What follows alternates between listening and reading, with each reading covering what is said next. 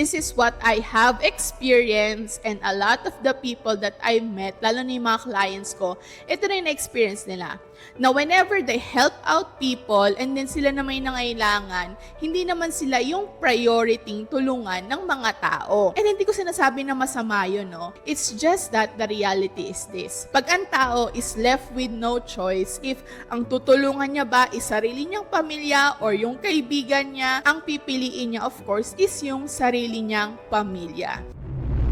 Hey guys! Welcome back to my YouTube channel. I am Gwen Salmorin, the Millennial Breadwinner, and empower breadwinners to become generational wealth builders. And guys, nakita ko no na 98% ng mga nanonood in this channel is hindi nakasubscribe. But if you want to support this channel and if you like more finance content, so I will appreciate your support. So click the subscribe button and click yun na rin yung like button below. So ang pag-uusapan natin today guys is ano-ano nga ba yung mga money beliefs na kept me poor before. Kung gusto mo ring malaman, no, ano-ano ba yung mga paniniwala ko sa pera noon na hindi naman nakatulong pero ang nangyari pa is mas nakapagpahirap pa sa akin. So, tune in until the end of this video. Ano nga ba yung importance ng belief natin when it comes to money? So, ito kasi yung na-observe ko. Whatever your mind thinks about something, it becomes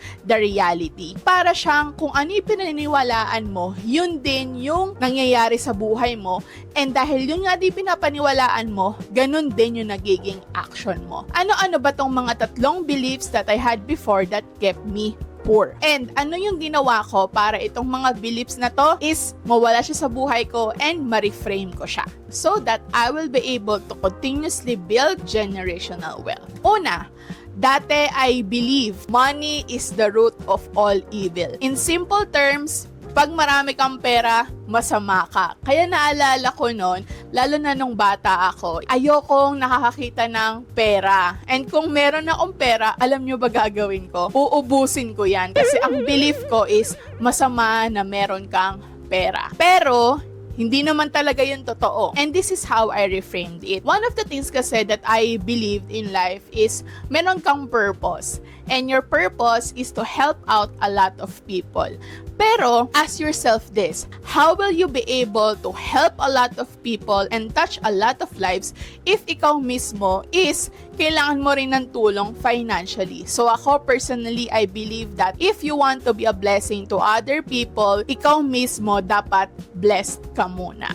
So, money is not the root of all evil, but the love of money is. And if you want to help more people, it is essential na ikaw mismo is, of course, abundant ka din and you are capable of helping people financially. Number 2, if I prioritize others, they will prioritize me too. Very wrong. Kasi this is what I have experienced and a lot of the people that I met, lalo na yung mga clients ko, ito na yung experience nila.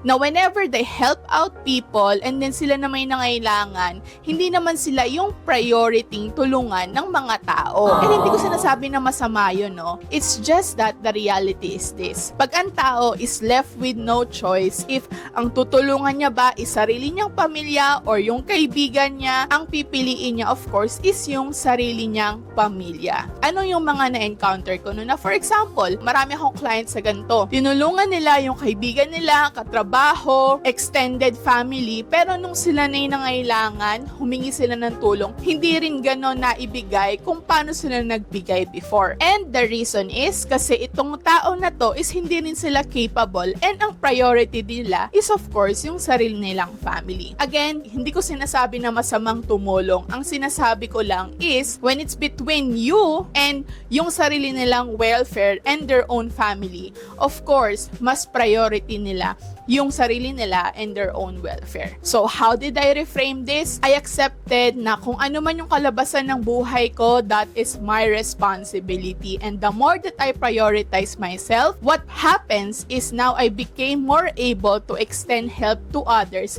even if without asking anything in return. And number 3, money problems should not be talked about. So sa Philippines, 'di ba, very taboo ng topic na 'yan, lalo na sa family. Hindi yan pinag-uusapan over dinner or over casual conversations. Minsan nga nangyayari ito pa yung seryosohan na pag-uusap and nauuwi sa away. Paano ko naman i-reframe itong belief na to? Na-realize ko na if there is a problem, not talking about it will not make it go away. So kung merong problema sa pera, maganda na ito ay pag-usapan, ito ay pagplanuhan, and of course, no, kung merong mga concerns, talagang everyone will sit down and talk about it. Lalo na sa family. So, yun guys, no, yun yung mga 3 money beliefs ko before na hindi talaga nakatulong and kept me poor before. If you have the same beliefs, so I also shared, no, how you can reframe these beliefs.